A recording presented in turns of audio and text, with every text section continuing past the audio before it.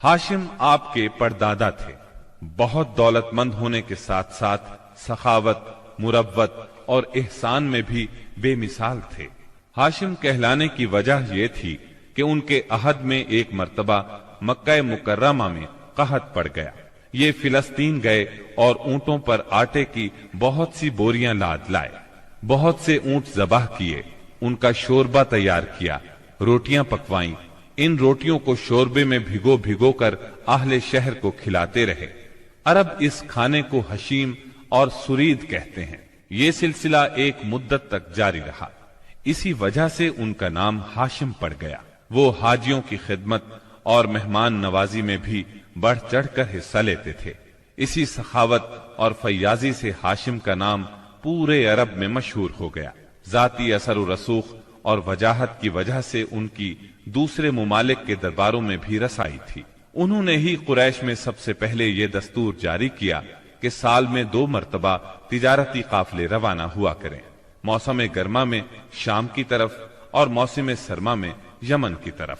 चुनाचे इसी दस्तूर के मुताबिक दोनों मौसमों में काफिले रवाना होते थे। सूरतुल कुरैश में अल्लाह ताला ने कुरैश को यही इनाम याद दिलाया है, क्योंकि कुरैश अल्लाह की रहमत से मौसम सरमा और गर्मा के आदी हो गए। उनकी समझ में ये बात आ गई कि इस नेमत के शुक्रिये में अल्लाह की इबादत करना चाहिए जो इस घर का मालिक है, और उसने उन्हें भूख में खाना दिया और खौफ से अमन बख्शा। नज्जाशी शाह हबश हाशिम की बेहद खातिर मदारत करता और तोहफे तहाइफ भी पेश करता। कैसर रूम भी उनसे बहुत मेहरबानी से पेश आता था।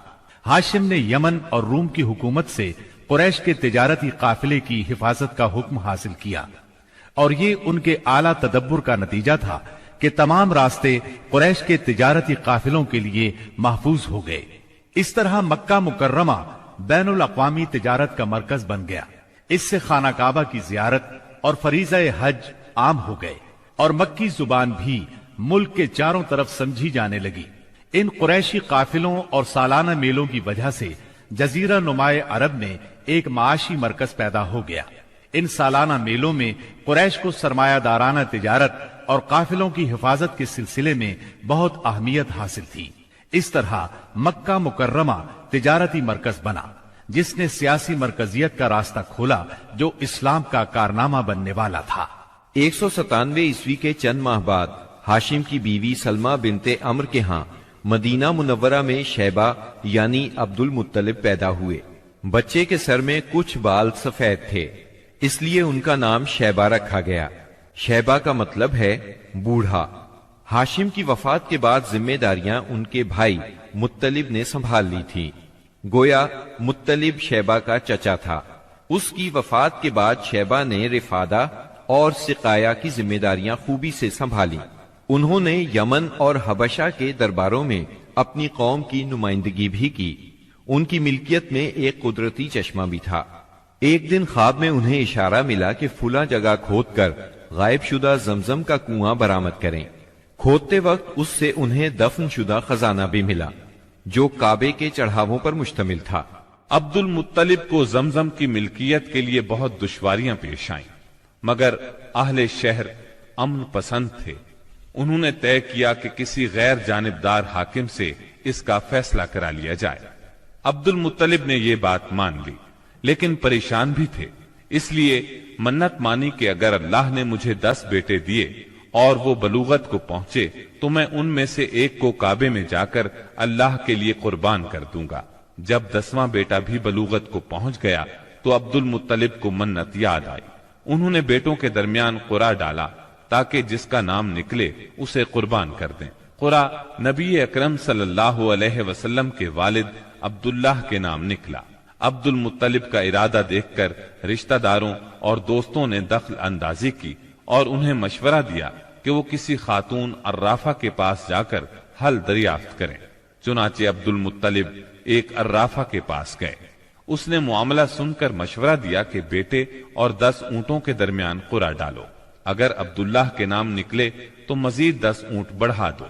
इस तरह खूं बहा की मिकदार में इजाफा करते जाओ, यहां तक कि कुरा खूं बहा पर निकले। उन्होंने कुरा अंदाजी शुरू की। कुरा हर बार अब्दुल्लाह के नाम निकलता रहा। یہ 10 اونٹ ہر بار بڑھاتے گئے. جب 100 اونٹ پورے ہو گئے تب قرا اونٹوں کے نام نکلا. عبد المطلب نے 3 بار ایسا کیا تاکہ اطمینان ہو جائے. ہر بار 100 اونٹوں ہی کا قرا نکلا. اب انہیں اطمینان ہو گیا کہ یہی اللہ کو منظور ہے. زمزم کے کنویں کی ملکیت حاصل کرنے کے علاوہ عبد المطلب کی زندگی کا دوسرا اہم واقعہ ابرہہ کا بیت اللہ پر حملہ ہے. تاریخ میں اس کو واقعہ فیل کے نام سے یاد کیا جاتا ہے. ابرہہ ایک عیسائی سردار تھا. شاہ حبشہ نجاشی کی طرف سے یمن کا حاکم تھا.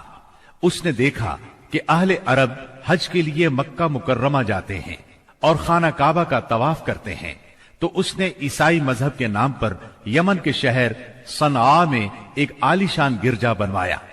عرب میں اس گرجا کی خبر مشہور ہو گئی. قبیلہ کنانہ کا ایک آدمی وہاں گیا اور گرجا میں گندگی پھیلا کر بھاگ آیا. ابرہہ نے غصے میں آ کر قسم کھائی کہ کعبے کو ڈھا کر دم لے گا. چنانچہ وہ ایک لشکر جرار لے کر مکہ مکرمہ کی طرف روانہ ہوا. راستے میں عرب کے جس قبیلے نے بھی مزاحمت کی ابرہہ نے اسے تہہ تیغ کر ڈالا، یہاں تک کہ وہ مکہ معظمہ کے قریب پہنچ گیا. وہاں کے لوگوں کو اپنے ارادے سے خبردار کرنے کے لیے اس نے اہل مکہ کے جانور پکڑ لیے. ان جانوروں میں عبد المطلب کے 200 اونٹ بھی تھے. عبد المطلب کو ابرہہ کی چڑھائی کی خبر ملی تو وہ خانہ کعبہ کی دیواروں سے لپٹ گئے اور رو پڑے. اللہ سے اپنے گھر کی حفاظت کی دعا کی. قریش کے چند سرداروں کو لے کر ابرہہ سے ملنے کے لیے گئے اور اس سے اپنے اونٹوں کی واپسی کا مطالبہ کیا. ابرہہ ان کی بات سن کر حیران ہوا اور بولا، تم نے اپنے اونٹوں کی واپسی کی تو بات کی، کعبے کے متعلق ایک لفظ بھی نہیں کہا. میں تو یہاں کعبے کو ڈھانے کے لیے آیا ہوں. عبد المطلب نے جواب دیا، اونٹ میری ملکیت ہیں، اس لیے ان کی رہائی کے لیے چلا آیا. کعبے کا مالک اللہ ہے جو اپنے گھر کو بچانے کی پوری طاقت رکھتا ہے. ابرہہ نے ان اونٹوں کی واپسی کا حکم دے دیا. یہ اپنے اونٹ لے کر مکہ معظمہ واپس آ گئے. 60-70 ہزار کا لشکر تھا اور اس میں 9 یا 13 ہاتھی تھے. اس لشکر نے آخر مکے پر چڑھائی کی. لشکر مکے کے نزدیک پہنچا تو محمود نامی ہاتھی نے مکے میں داخل ہونے سے انکار کر دیا اور وہیں بیٹھ گیا. ایسے میں اچانک باہر قلزم کی طرف سے پرندوں کا ٹڈی دل نظر آیا. ان کے پنجوں اور چونچوں میں کنکریاں تھیں. جن سپاہیوں پر وہ کنکریاں پڑتی ان کے اعضاء کٹنا شروع ہو جاتے. ان کنکریوں کے گرنے سے ابرہہ کی فوج اور ہاتھیوں کا جو حشر ہوا وہ بلا شبہ تاریخ عالم کا ایک نہایت حیرت ناک باب ہے. خود ابرہہ مشکل سے گرتا پڑتا صنعاء تک پہنچا اور نہایت دردناک عذاب میں گرفتار ہو کر یمن میں مرا. عربوں کے ہاں اس سال کو عام الفیل کہتے ہیں. ایک مدت تک یہی تقویمی سال شمار ہوتا رہا. قرآن کریم میں یہ واقعہ سورہ فیل میں بیان ہوا. کیا تم نے نہیں دیکھا کہ تمہارے پروردگار نے ہاتھی والوں کے ساتھ کیا کیا؟ کیا اس نے ان کا داؤں غلط نہیں کیا؟ اور اس نے ان پر جھنڈ کے جھنڈ پرندے چھوڑ دیے جو ان پر کھنگر کی پتھریاں پھینکتے تھے، تو اس نے ان کو ایسا کر دیا جیسے کھایا ہوا بھس. واقعہ فیل کے 50-55 دن بعد عبد المطلب کعبے کا طواف کر رہے تھے کہ انہیں پوتے کی ولادت کی خوشخبری ملی. 75 سالہ دادا بہت خوش ہوئے. نبی کریم صلی اللہ علیہ وسلم ان کے پیارے فرزند جناب عبداللہ کی یادگار تھے جن کی زندگی 100 اونٹوں کی قربانی دے کر بچائی گئی تھی. لیکن پھر اچانک وہ فوت ہو گئے. ان کی وفات سے بوڑھے باپ کو جو صدمہ پہنچا تھا پوتے کی ولادت سے ایک حد تک وہ کم ہو گیا. عبداللہ کی والدہ یعنی نبی صلی اللہ علیہ وسلم کی دادی کا نام فاطمہ بنت عمرو تھا. عبداللہ کے 2 سگے بھائی زبیر اور ابو طالب تھے. بی بی آمنہ سے نکاح کے بعد عبداللہ نے رواج کے مطابق 3 دن تک سسرال میں قیام کیا. اس کے بعد تجارت کی غرض سے شام چلے گئے. واپسی پر یثرب یعنی مدینہ منورہ میں ٹھہرے تاکہ اپنے والد کے حکم کے مطابق کھجوروں کا سودا کریں. مدینہ منورہ ہی میں قیام کے دوران وہ بیمار ہو گئے. آپ کی بیماری کی خبر مکہ پہنچی تو عبد المطلب نے فوراً اپنے بڑے بیٹے حارث کو عبداللہ کی خبر گیری کے لیے مدینہ روانہ کیا۔ حارث مدینہ پہنچے تو معلوم ہوا 1 ماہ بیمار رہنے کے بعد عبداللہ انتقال کر گئے ہیں۔ انتقال کے وقت انہوں نے 5 اونٹ، چند بکریاں اور 1 باندی چھوڑی، جس کی کنیت ام ایمن اور نام برکت تھا۔ عبداللہ کا انتقال اپنے پیغمبر بیٹے کی ولادت سے چند ماہ پہلے ہی ہو گیا تھا، گویا آپ صلی اللہ علیہ وسلم شکم مادر ہی میں یتیم ہو گئے تھے۔ آپ کی والدہ سیدہ آمنہ طہارت نفس، شرافت، عزت، عفت، عصمت اور پاک بازی میں بے مثال تھی۔ اپنی قوم میں سیدۃ النساء کے لقب سے مشہور تھی۔ ددھیال اور ننہیال دونوں کے اعتبار سے آپ عرب کے بہترین قبیلے اور بہترین قوم میں سے تھیں۔ ولادت باسعادت کے بعد 3-4 دن تک آپ کی والدہ نے آپ کو دودھ پلایا، پھر آپ کے چچا ابو لہب کی آزاد کردہ کنیز سویبہ نے، اور پھر حلیمہ سعدیہ نے دودھ پلایا۔ اکثر سیرت نگاروں نے کنیز کا نام سوبیہ ہی لکھا ہے، لیکن دراصل اس کا نام سویبہ تھا۔ جس طرح صحیح بخاری اور سیرت نگاری کے عالمی مقابلے میں اول آنے والی سیرت نبوی پر مستند کتاب الرحیق المختوم میں مذکور ہے۔ دودھ پلانے کی ذمہ داری ماہ ربیع الاول 52 قبل ہجری یعنی اپریل 571 عیسوی میں سونپی گئی۔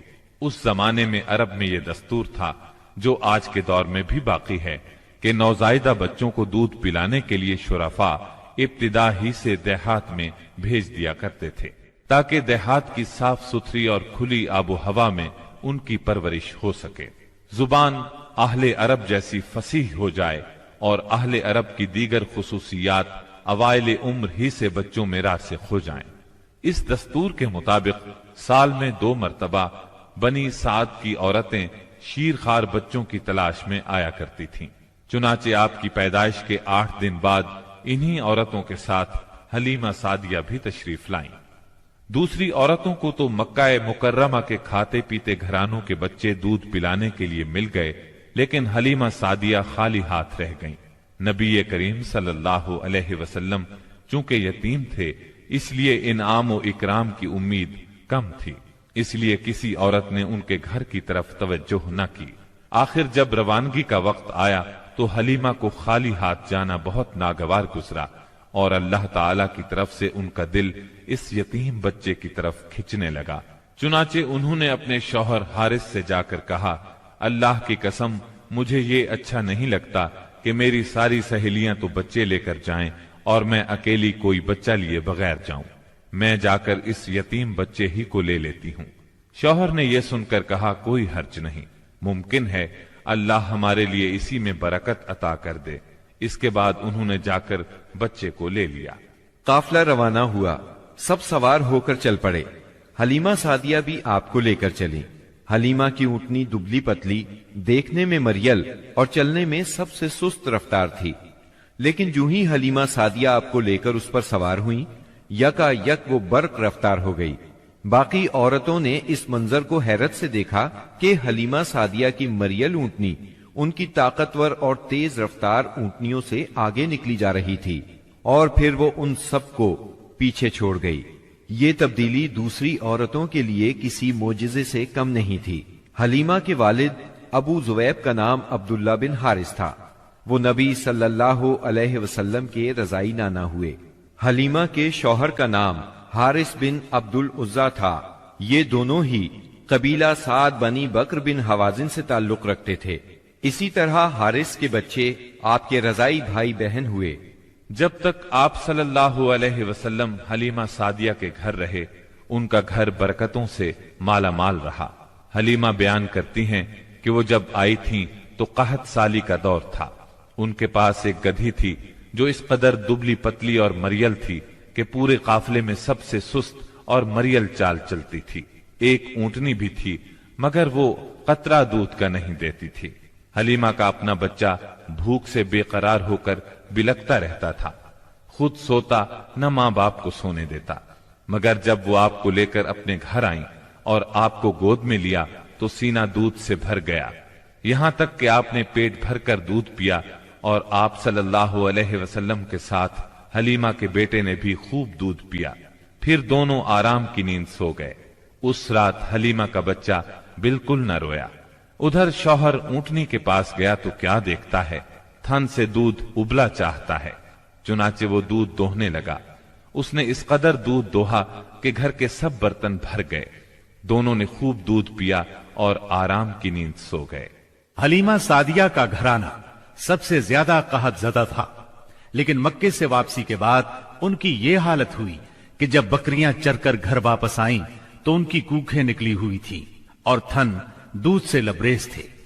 اب گھر والے خوب دودھ پینے لگے، جبکہ قحط کی وجہ سے دوسرے گھرانوں کو دودھ بالکل نہیں ملتا تھا۔ یوں اس گھرانے کو مسلسل خیر و برکت نصیب ہوئی۔ حلیمہ کا دستور تھا کہ وہ ہر 6 ماہ بعد آپ کو مکے لاتی، والدہ اور خاندان کے لوگوں سے ملاتی اور پھر اپنے دیار بنی سعد واپس لے جاتی۔ جب مدت رضاعت پوری ہو گئی تو دودھ چھڑا کر آپ کی والدہ کے پاس لائی۔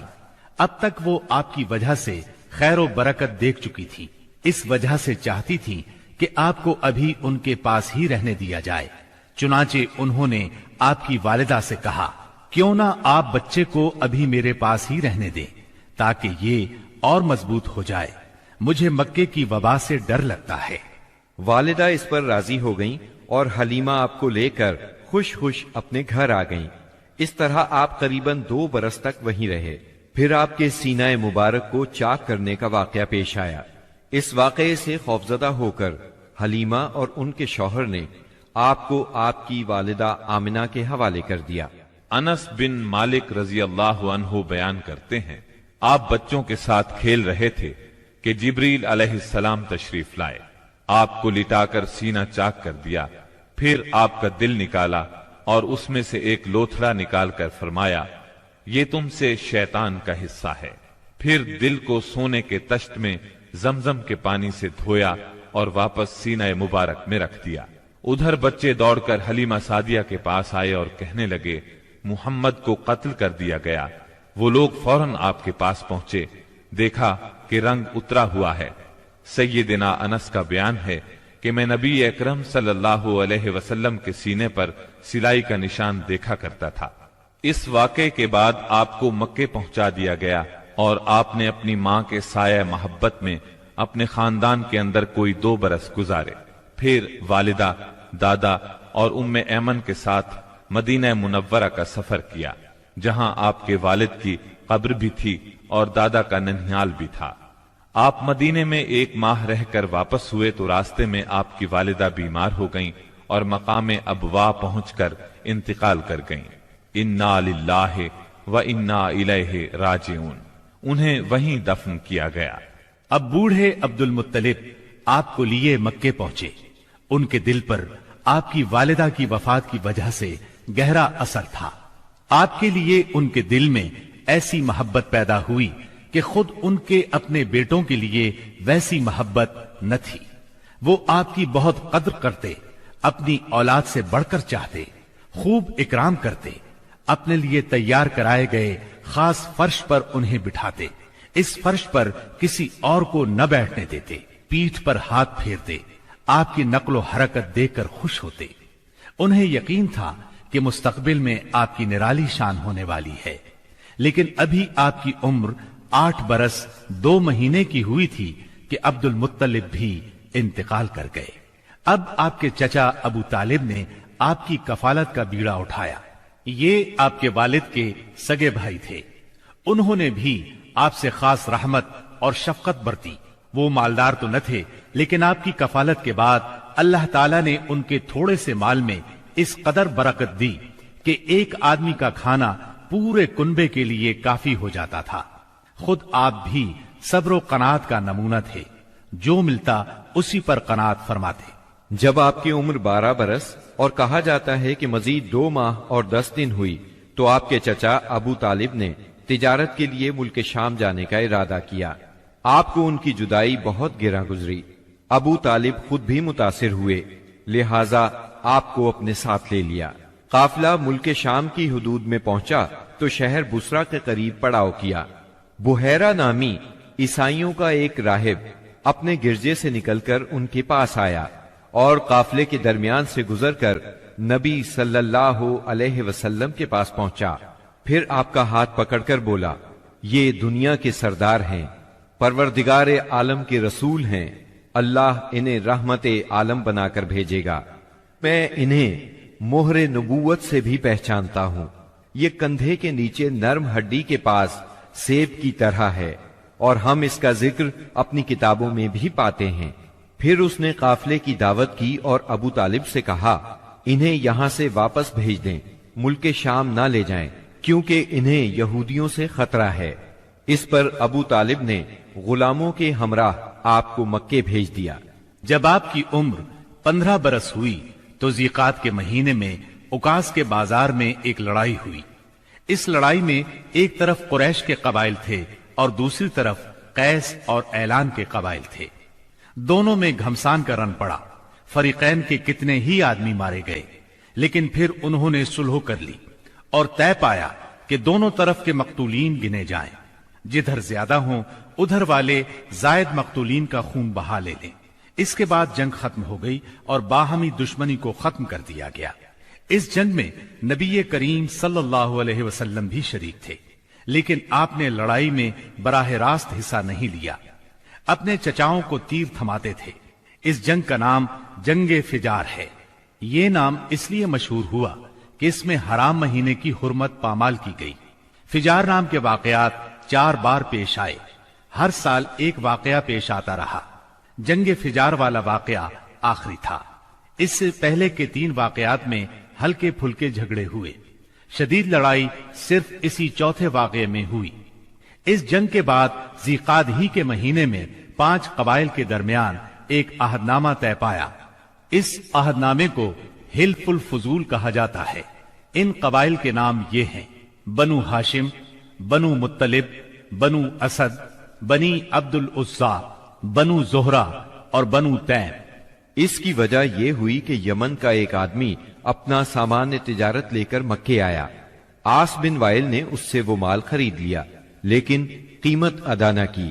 اس نے بنو عبد الدار، بنو مخزوم، بنو سہم اور بنو عدی سے فریاد کی، لیکن انہوں نے کوئی توجہ نہ دی. چنانچہ اس نے ابو قبیس کے پہاڑ پر چڑھ کر چند اشعار پڑھے، جن میں اپنی مظلومیت کا نقشہ کھینچا اور آواز لگائی کہ کوئی تو اس کا حق دلانے کے لیے اس کی مدد کرے.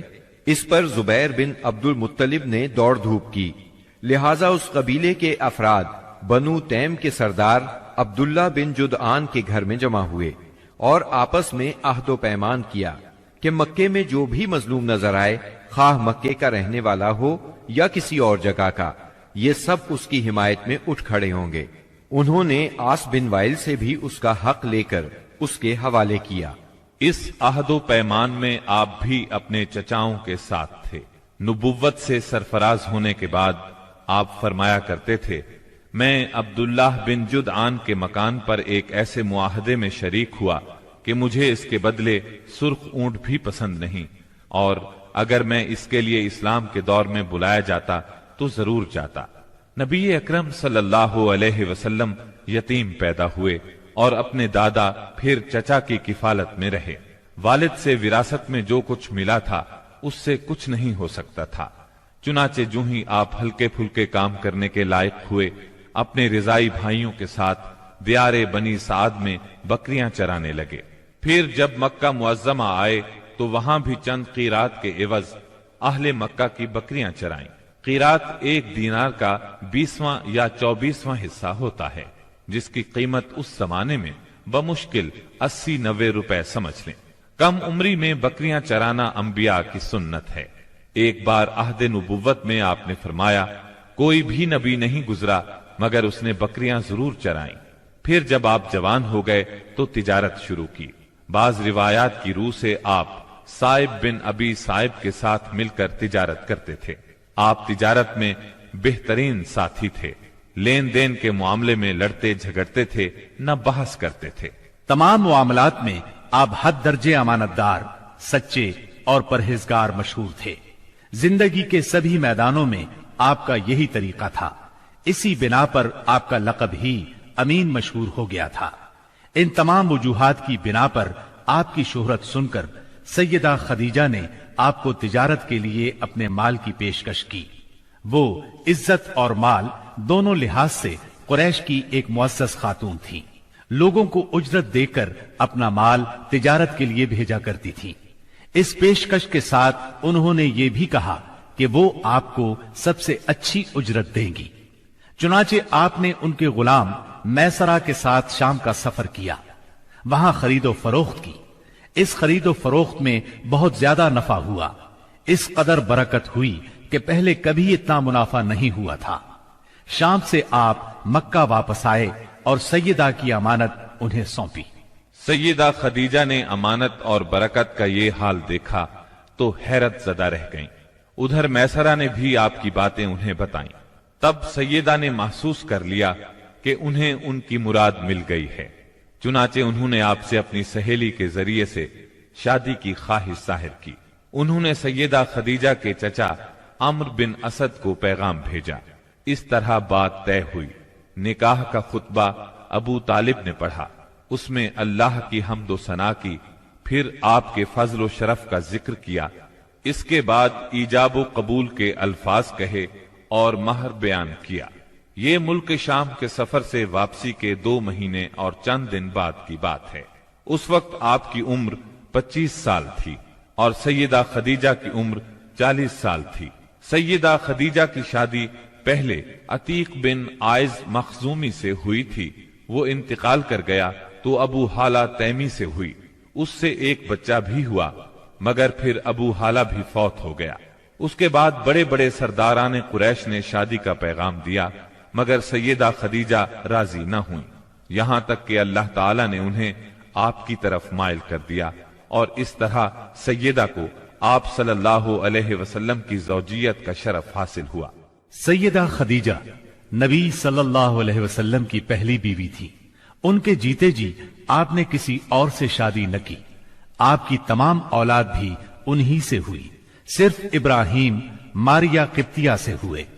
آپ کی اولاد کے نام یہ ہیں: پہلے قاسم پیدا ہوئے، پھر زینب، پھر رقیہ، پھر ام کلثوم، پھر فاطمہ، پھر عبداللہ۔ بعض مورخوں نے تعداد اولاد اور اولاد کی ترتیب اس سے مختلف بھی لکھی ہے۔ آپ صلی اللہ علیہ وسلم کے تمام لڑکے بچپن میں فوت ہو گئے، البتہ تمام بچیوں نے عہد نبوت کو پایا، اسلام لائیں اور ہجرت بھی کی، اور سب کی سب آپ کی زندگی ہی میں انتقال کر گئی۔ صرف سیدہ فاطمہ آپ کے 6 ماہ بعد فوت ہوئی۔ آپ کی عمر کا 35واں سال تھا کہ ایک زوردار سیلاب آیا، اس سے خانہ کعبہ کی دیواریں پھٹ گئیں۔ ایک بار پہلے آگ بھی لگی تھی، اس لیے آگ کی وجہ سے دیواریں کمزور ہو چکی تھیں۔ اب قریش نے فیصلہ کیا کہ خانہ کعبہ کی نئے سرے سے تعمیر کی جائے۔ اس موقع پر انہوں نے فیصلہ کیا کہ اس تعمیر میں صرف حلال مال ہی خرچ کریں گے، چنانچہ رنڈی کی اجرت، سود کی دولت اور کسی کا ناحق لیا ہوا مال اس میں استعمال نہیں کریں گے۔ انہیں خانہ کعبہ گراتے ہوئے ڈر بھی لگ رہا تھا کہ کہیں اللہ کا عذاب نہ ٹوٹ پڑے۔ آخر کار ولید بن مغیرہ نے یہ کہہ کر ڈھانا شروع کر دیا کہ اللہ مصلحین کو ہلاک نہیں کرتا۔ جب لوگوں نے دیکھا کہ اسے کچھ نہیں ہوا تو وہ بھی اس کام میں شریک ہو گئے اور سیدنا ابراہیم علیہ السلام والی بنیاد تک خانہ کعبہ گرا ڈالا۔ اس کے بعد تعمیر شروع کی۔ تعمیر کے لیے ہر قبیلے کا الگ الگ حصہ مقرر تھا۔ معززین اپنے کاندھوں پر پتھر لاتے اور ڈھیر لگاتے۔ نبی کریم صلی اللہ علیہ وسلم اور آپ کے چچا عباس بھی پتھر ڈھو رہے تھے۔ تعمیر کا کام باقوم نامی ایک رومی معمار کر رہا تھا۔ مال چونکہ اس قدر جمع نہ ہو سکا تھا کہ سیدنا ابراہیم علیہ السلام والی بنیادوں پر تعمیر مکمل کی جا سکتی، اس لیے شمال کی طرف سے قریباً 6 ہاتھ چھوڑ کر اس پر ایک چھوٹی سی دیوار اٹھا دی گئی تاکہ علامت باقی رہے کہ یہ بھی خانہ کعبہ کا حصہ ہے۔ اس کو ہجر اور حتیم کہتے ہیں۔ جب دیوار حجر اسود تک اٹھ گئی تو ہر سردار نے چاہا حجر اسود کو اس کی جگہ رکھنے کا شرف اسے حاصل ہو۔ اس پر سخت جھگڑا اٹھ کھڑا ہوا جو 4-5 روز تک جاری رہا۔ کسی طرح فیصلہ نہ ہو پایا کہ حجر اسود کون رکھے گا، اور قریب تھا کہ حرم میں خون ریزی ہو جائے، لیکن ابو امیہ کی ایک تجویز سب نے منظور کر لی۔ ابو امیہ سب سے زیادہ عمر رسیدہ تھا۔ اس نے کہا، میری تجویز یہ ہے کہ کل صبح مسجد حرام کے دروازے سے جو شخص سب سے پہلے داخل ہو اس سے فیصلہ کرا لیا جائے، یعنی وہ جس کے حق میں فیصلہ دے دے حجر اسود وہی اس کی جگہ پر رکھے گا۔ دوسرے دن صبح سویرے جو شخص سب سے پہلے داخل ہوا وہ نبی اکرم صلی اللہ علیہ وسلم تھے۔ قریش آپ کو دیکھتے ہی بول پڑے، هذا الامین رضینا هذا محمد، یہ تو محمد ہیں جو کہ امین ہیں، ہم ان سے راضی ہیں۔ پھر آپ ان کے نزدیک پہنچے تو آپ کو تفصیل سنائی گئی۔ آپ نے اس مسئلے کا حل یہ نکالا کہ ایک چادر لی، اس میں حجر اسود کو رکھا اور سب سرداروں سے کہا، اس چادر کو سب لوگ کناروں سے پکڑ کر اٹھائیں۔ سب نے ایسا ہی کیا۔ جب چادر حجر اسود کی جگہ پہنچ گئی تو آپ نے اپنے مبارک ہاتھوں سے حجر اسود کو اس کی جگہ پر رکھ دیا۔ یہ اس قدر عمدہ فیصلہ تھا کہ سب خوش ہو گئے۔ نبی کریم صلی اللہ علیہ وسلم بچپن ہی سے عقل سلیم کے مالک تھے، پاک دامن تھے، بھرپور قوت کے مالک تھے۔ جوانی اور پختگی کا زمانہ آیا تو آپ کی خوبیاں اور زیادہ نکھر کر سامنے آئیں۔ آپ درست سوچ، صحیح نظر، بہترین اخلاق اور عمدہ عادات کا سب سے بلند نمونہ تھے۔ سچائی اور امانت، صبر و شکر، حیا اور وفا، خیر خواہی اور تواضع سبھی میں ممتاز تھے۔ بھلائی اور احسان میں آپ کا کوئی ثانی نہیں تھا۔ ابو طالب نے کیا خوب کہا ہے، وہ گورے مکھڑے والا جس کی برکت سے ابر رحمت برستا ہے، وہ یتیموں کا سہارا اور بیواؤں کا نگہبان ہے۔ آپ بہت صلہ رحمی کرنے والے تھے، لوگوں کا بوجھ اپنے سر لیتے تھے، کنگال کی ایسی مدد فرماتے کہ مالدار ہو جاتا یا روزگار سے لگ جاتا، مہمان کی مہمانی کرتے اور مصیبت کے مارے ہوں سے تعاون فرماتے۔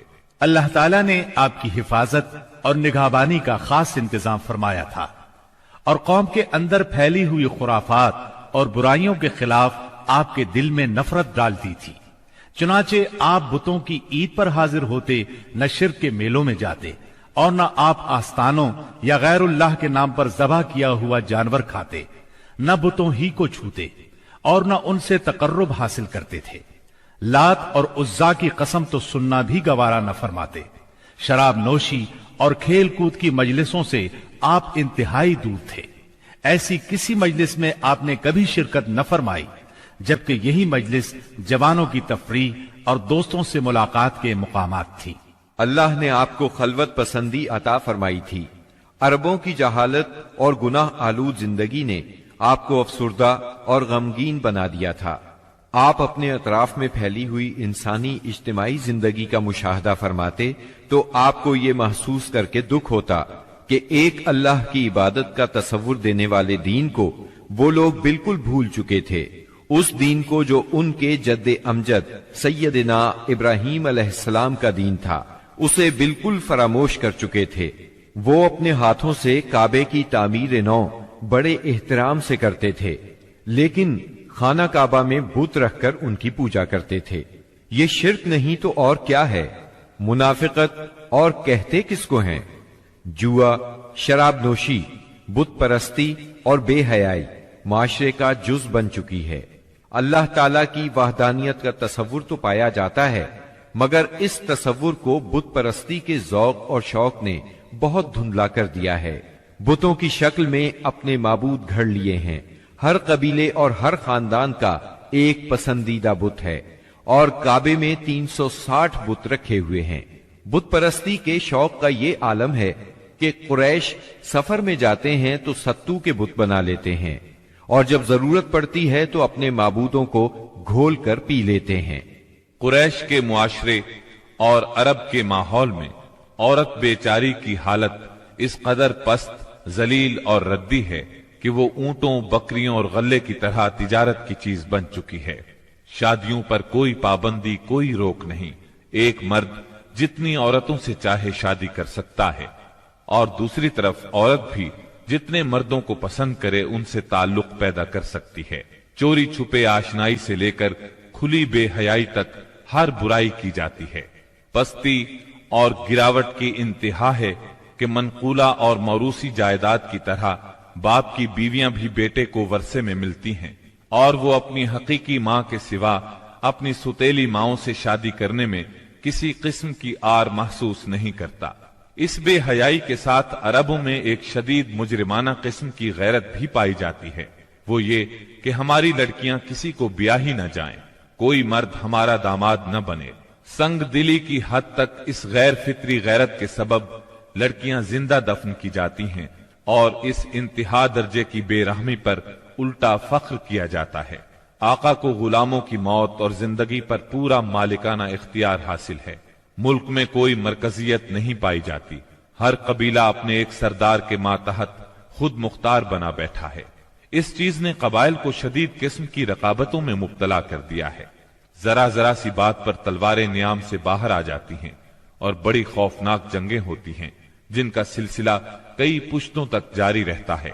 आने वाली नस्लें अपने असलाफ और आबाओ अजदाद के खून का इंतकाम लेती हैं।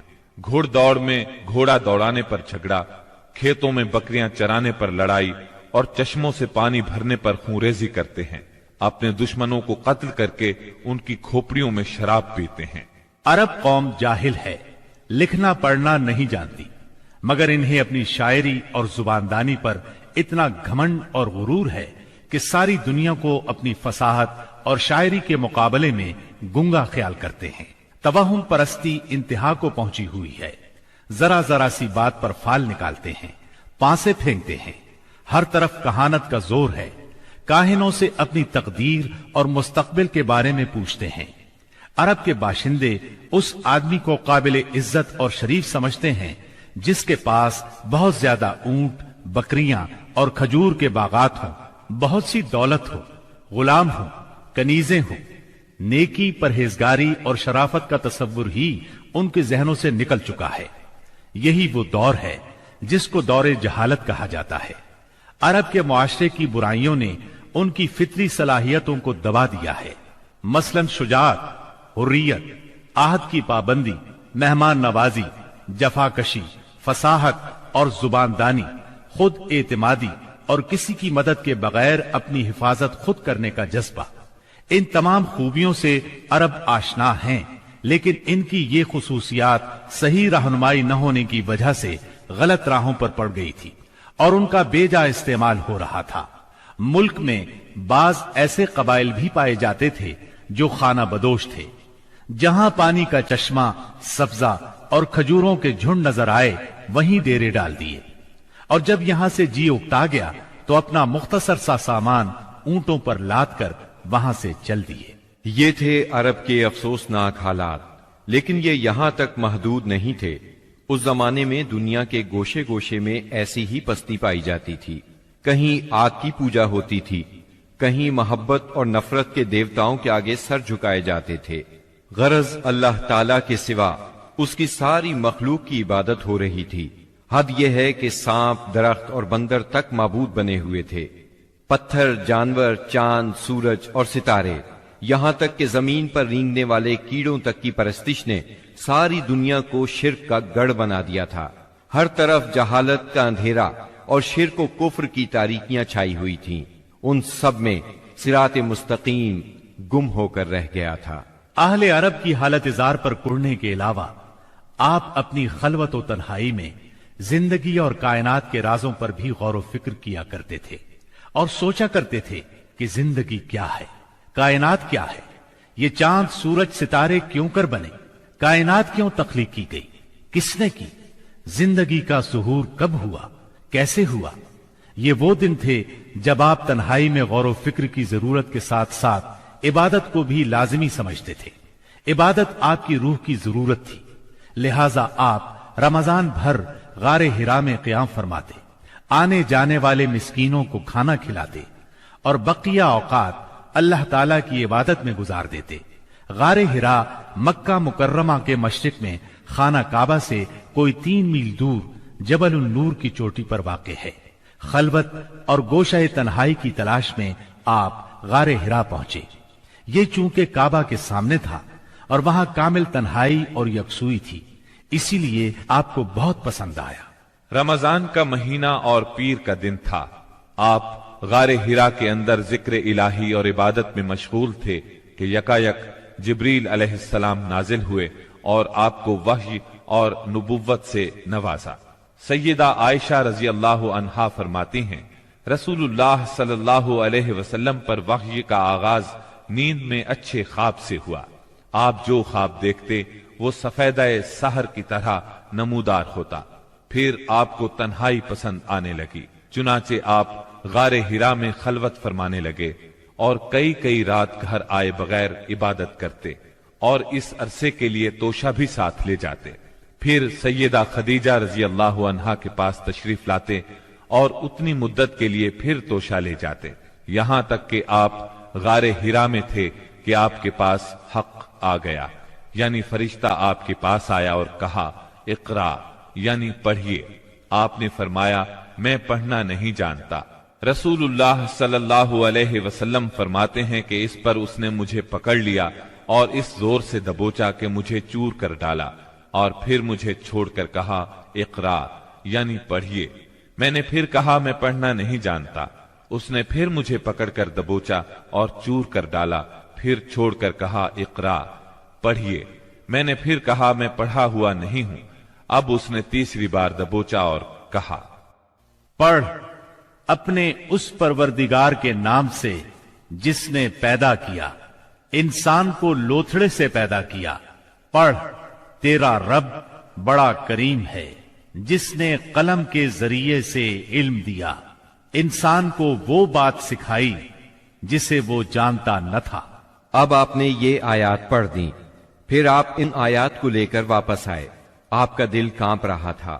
آپ نے سیدہ خدیجہ رضی اللہ عنہا کے پاس پہنچ کر فرمایا مجھے چادر اڑا دو، مجھے چادر اڑا دو۔ انہوں نے چادر اڑا دی، یہاں تک کہ دہشت جاتی رہی۔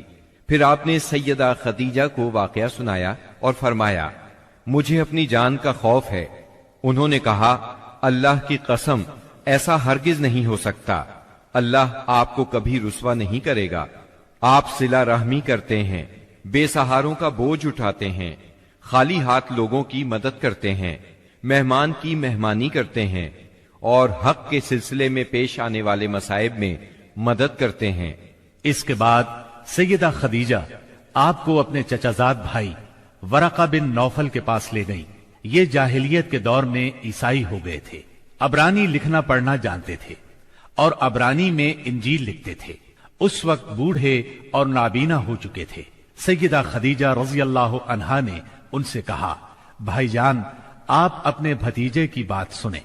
ورقہ بن نوفل نے کہا بھتیجے کہو تم کیا کہتے ہو؟ آپ نے جو کچھ دیکھا تھا بیان کر دیا۔ اس پر ورقہ بولے یہ تو وہی فرشتہ ہے جو موسیٰ علیہ السلام پر نازل ہوا تھا، کاش میں اس وقت زندہ ہوتا جب آپ کی قوم آپ کو نکال دے گی۔ آپ نے حیران ہو کر فرمایا میری قوم مجھے نکال دے گی؟ ورقہ بن نوفل بولے ہاں کوئی ایسا آدمی نہیں جو تم جیسا پیغام لایا ہو اور اس سے دشمنی نہ کی گئی ہو، اور اگر میں اس وقت تک زندہ رہا تو تمہاری زبردست مدد کروں گا۔ لیکن اس کے بعد جلد ہی ورقہ بن نوفل فوت ہو گئے اور ادھر وحی کا سلسلہ رک گیا۔ وحی کی بندش سے آپ کو سخت رنج و ملال ہوا، لیکن مصلحت الہی اسی میں تھی، کیونکہ اس طرح خوف جاتا رہا، معاملے کی نوعیت سمجھنے کا موقع ملا اور دوبارہ وحی کی مشقت برداشت کرنے پر طبیعت صرف آمادہ ہی نہیں ہوئی بلکہ ایک گونا شوق اور طلب بھی پیدا ہوئی، اور آپ دوبارہ وحی کا انتظار کرنے لگے۔ ادھر آپ گوشہ نشینی کی بقیہ مدت پوری کرنے کے لیے ورقہ کے پاس سے پلٹ کر دوبارہ غار ہرا میں تشریف لا چکے تھے۔ جب ماہ رمضان ختم ہو گیا اور آپ کی اعتکاف کی مدت پوری ہو گئی تو عادت کے مطابق پہلی شوال کی صبح ہرا سے اتر کر مکہ معظمہ روانہ ہوئے۔ نبی کریم صلی اللہ علیہ وسلم ارشاد فرماتے ہیں میں پہاڑ سے اتر کر میدان میں پہنچا تو مجھے پکارا گیا، میں نے دائیں دیکھا کچھ دکھائی نہ دیا، بائیں دیکھا تو بھی کچھ دکھائی نہ دیا، سامنے دیکھا تو بھی کچھ دکھائی نہ دیا، پھر پیچھے دیکھا تو وہاں بھی کچھ نظر نہ آیا۔ اس کے بعد میں نے سر اوپر اٹھایا تو کیا دیکھتا ہوں کہ جو فرشتہ ہرا میں میرے پاس آیا تھا وہی آسمان و زمین کے درمیان موجود ہے۔ یہ دیکھ کر میرا پورا وجود اس کے روب سے بھر گیا، یہاں تک کہ میں زمین کی طرف جھک گیا۔ پھر میں خدیجہ کے پاس آیا اور کہا، مجھے چادر اڑا دو، مجھے چادر اڑا دو، مجھے کمبل اڑا دو، ٹھنڈے پانی کے چھینٹے مارو۔ انہوں نے کمبل اڑا دیا، ٹھنڈے پانی کے چھینٹے مارے۔ پھر یہ آیات نازل ہوئی، اے کمبل پوش، اٹھ اور لوگوں کو ان کی بدعملی کے نتائج سے ڈرا، اپنے رب کی بڑائی بیان کر اور اپنے کپڑے پاک رکھ اور گندگی سے الگ تھلگ رہ۔ بعثت نبوی کے ابتدائی 3 برسوں میں آپ چپکے تبلیغ کرتے رہے۔ اس دوران میں سیدنا ارقم رضی اللہ عنہ کا گھر اسلامی تحریک کا مرکز بنا۔ یہ گھر کوہ صفا کے دامن میں واقع تھا۔ نمازیں گھروں کے اندر اور پہاڑوں کی گھاٹیوں میں پڑھی جاتی رہیں۔ اس تبلیغ کے ذریعے سے چراغ جلتا رہا۔ آپ نے سب سے پہلے ان لوگوں کو تبلیغ فرمائی جن کے آپ کے ساتھ تعلقات تھے۔ آپ کو اپنے ان قریبی ساتھیوں کی طرف سے مایوسی کا سامنا نہیں کرنا پڑا۔ عورتوں میں آپ کی زوجہ سیدہ خدیجہ رضی اللہ عنہا، غلاموں میں زید بن حارثہ رضی اللہ عنہ، مردوں میں سیدنا ابو بکر صدیق رضی اللہ عنہ اور لڑکوں میں سیدنا علی رضی اللہ عنہ نے سب سے پہلے اسلام قبول کیا۔ خفیہ دعوت و تبلیغ کا یہ سلسلہ قریباً 3 سال تک جاری رہا۔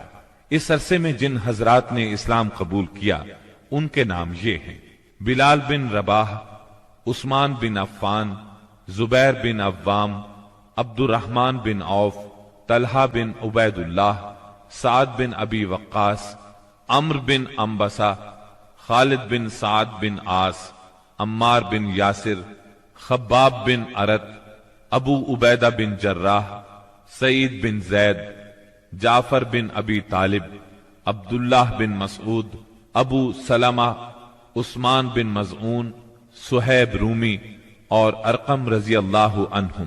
مجموعی طور پر قریباً 40 افراد نے اسلام قبول کیا۔ ان حضرات کو السابقون الاولون کہا گیا۔ اس خاموش تبلیغ کے نتیجے میں 40 افراد نے اسلام قبول کیا۔ اس طرح اسلام کی بنیاد مضبوط ہو گئی۔ تب اللہ کا حکم آیا، اے کمبل لپیٹ کر لیٹنے والے، اٹھو اور خبردار کرو، اپنے رب کی بڑائی کا اعلان کرو۔ یہ سورہ مدثر کی پہلی 2 آیات کا ترجمہ ہے۔ ان میں نبی صلی اللہ علیہ وسلم کو اس عظیم اور جلیل کام کے لیے اٹھنے اور نیند کی چادر پوشی اور بستر کی گرمی سے نکل کر جہاد، کوشش اور مشقت کے میدان میں آنے کے لیے کہا گیا۔ اے چادر پوش، اٹھ اور ڈرا۔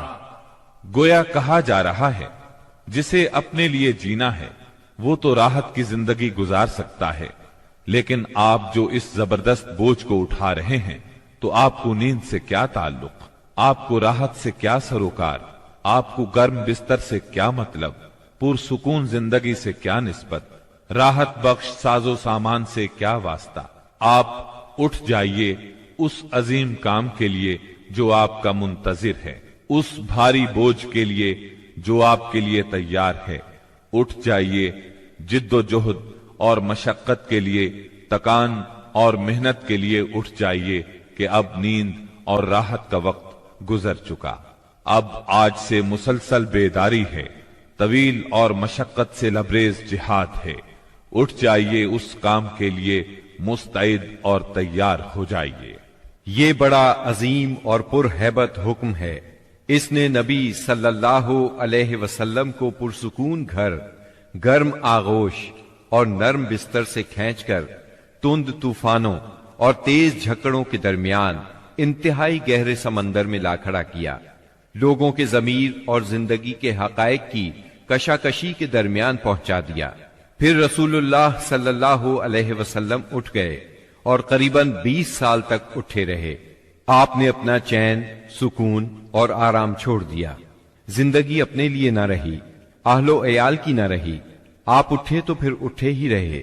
کام اللہ کی طرف دعوت دینا تھا۔ آپ نے یہ کمر توڑ بار گراں اپنے کندھوں پر کسی دباؤ کے بغیر اٹھا لیا۔ یہ بوجھ تھا، اس روئے زمین پر امانت کبریٰ کا بوجھ، ساری انسانیت کا بوجھ، سارے عقیدے کا بوجھ، میدانوں میں جہاد اور دفاع کا بوجھ۔ آپ نے 20 سال سے زیادہ عرصے تک مسلسل اور ہمہ گیر مارکا آرائی میں زندگی بسر کی، اور اس پورے عرصے میں جب سے آپ نے وہ آسمانی ندا اللہ کی آواز سنی اور یہ بھاری ذمہ داری پائی، آپ کو کوئی ایک حالت کسی دوسری حالت سے غافل نہ کر سکی۔ اللہ آپ کو ہماری طرف سے اور ساری انسانیت کی طرف سے بہترین اجر عطا فرمائے، آمین۔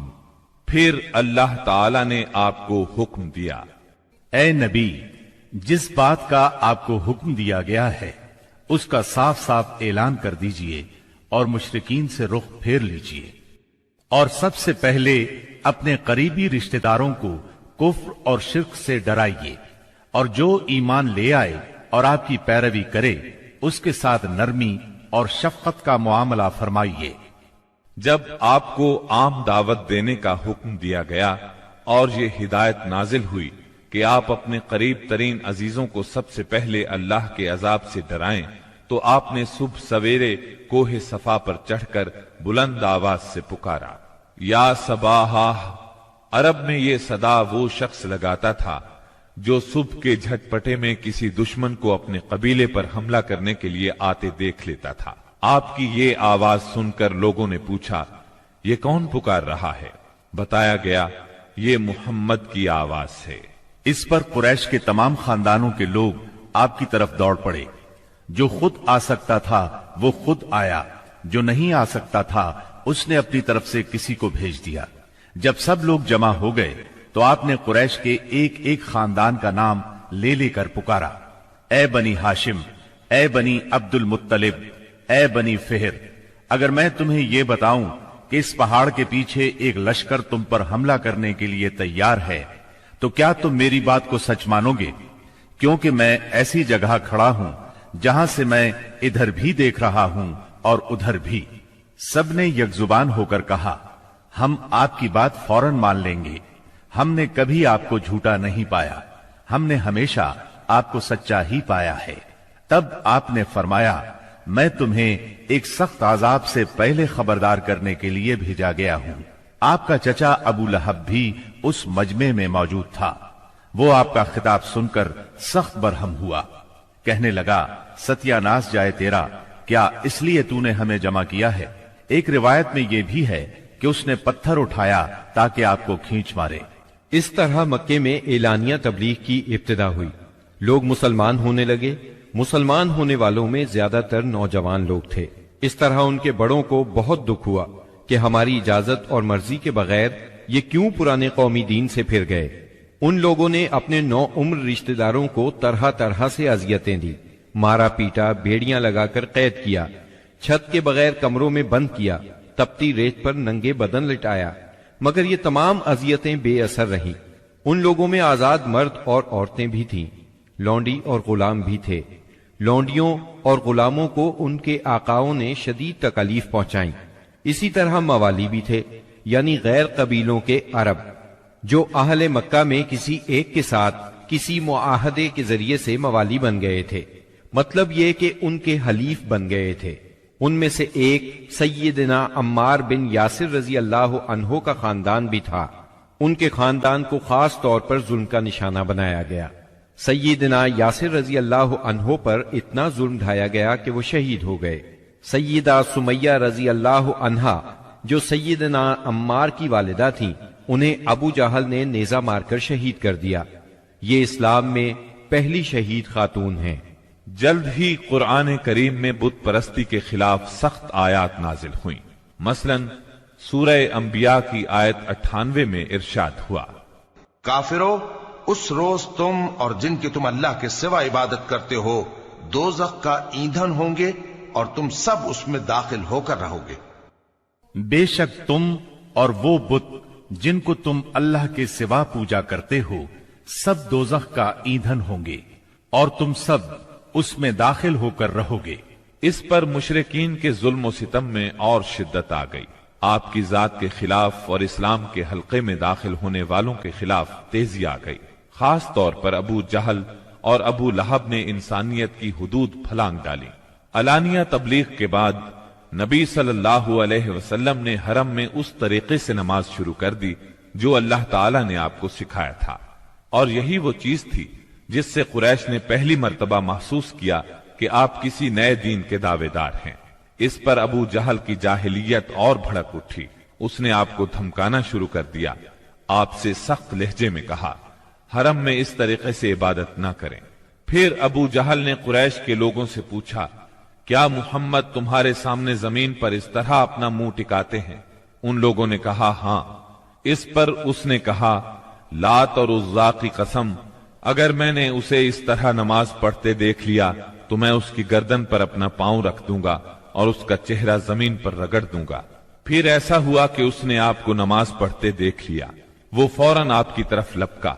وہ اپنے اعلان کے مطابق آپ کی گردن مبارک پر اپنا ناپاک پاؤں رکھنا چاہتا تھا کہ اسی وقت لوگوں نے اسے گھبرا کر خوف زدہ انداز میں پیچھے ہٹتے دیکھا۔ وہ اپنے منہ کو کسی چیز سے بچانے کی کوشش کر رہا تھا۔ لوگوں نے اس سے پوچھا، تجھے کیا ہوا؟ اس طرح پیچھے کیوں ہٹایا؟ اس نے کہا، میرے اور اس کے درمیان اچانک آگ کی ایک خندق اور کوئی ہولناک چیز تھی اور کچھ پر تھے۔ اس کی یہ بات کسی نے آپ کو بتائی تو آپ نے فرمایا، اگر وہ میرے قریب پھٹکتا تو فرشتے اس کے چیتھڑے اڑا دیتے۔ سیدنا ابن عباس رضی اللہ عنہ سے روایت ہے کہ رسول اللہ صلی اللہ علیہ وسلم مقام ابراہیم پر نماز پڑھ رہے تھے۔ ایسے میں ابو جہل کا ادھر سے گزر ہوا۔ اس نے کہا، اے محمد، کیا ہم نے تمہیں اس سے منع نہیں کیا تھا؟ یہ کہہ کر وہ آپ کو دھمکیاں دینے لگا۔ جواب میں آپ نے بھی اسے سختی سے جھڑک دیا۔ اس پر اس نے کہا، اے محمد، تم کس بل پر مجھے ڈراتے ہو؟ اللہ کی قسم، اس وادی میں میرے حمایتی سب سے زیادہ ہیں۔ ایک دن کسی جگہ اونٹ ذبح کیا گیا۔ ابو جہل نے عقبہ بن ابی معیط کو بھیجا کہ جا کر اوجھڑی اٹھا لائے، اور جب آپ سجدے میں جائیں تو اس کو آپ کی پیٹھ پر رکھ دے۔ اس نے ایسا ہی کیا۔ وہ اس قدر وزنی تھی کہ آپ سجدے سے سر نہ اٹھا سکے۔ سیدہ فاطمہ رضی اللہ عنہا اس وقت بچی تھیں۔ انہیں اطلاع ملی تو وہ دوڑی آئیں اور اس غلیظ بوجھ کو آپ کی کمر مبارک سے اتارا۔ سیدنا عمرو بن عاص چشمدید واقعہ بیان کرتے ہیں۔ ایک روز نبی اکرم صلی اللہ علیہ وسلم خانہ کعبہ میں نماز پڑھ رہے تھے۔ عقبہ بن ابی معیط آیا۔ اس نے اپنی چادر کو لپیٹ دے کر آپ کی گردن مبارک میں ڈال دیا اور بل دینے لگا۔ جب اس نے بل پر بل دیے تو آپ کی گردن مبارک بھنج گئی۔ آپ اسی طرح اطمینان قلب سے سجدے میں پڑے رہے۔ اتنے میں سیدنا ابو بکر صدیق رضی اللہ عنہ وہاں پہنچ گئے۔ انہوں نے دھکے دے کر عقبہ بن ابی معیط کو ہٹایا اور ان سے فرمایا، کیا تم ایک ایسے شخص کو مارتے ہو اور صرف اس جرم میں کہ وہ کہتا ہے میرا پروردگار اللہ ہے اور وہ تمہارے پاس روشن دلائل لے کر آیا ہے؟ ان کے ایسا کہنے پر چند شریر سیدنا صدیق اکبر رضی اللہ عنہ پر ٹوٹ پڑے اور انہیں خوب زد و کوب کیا۔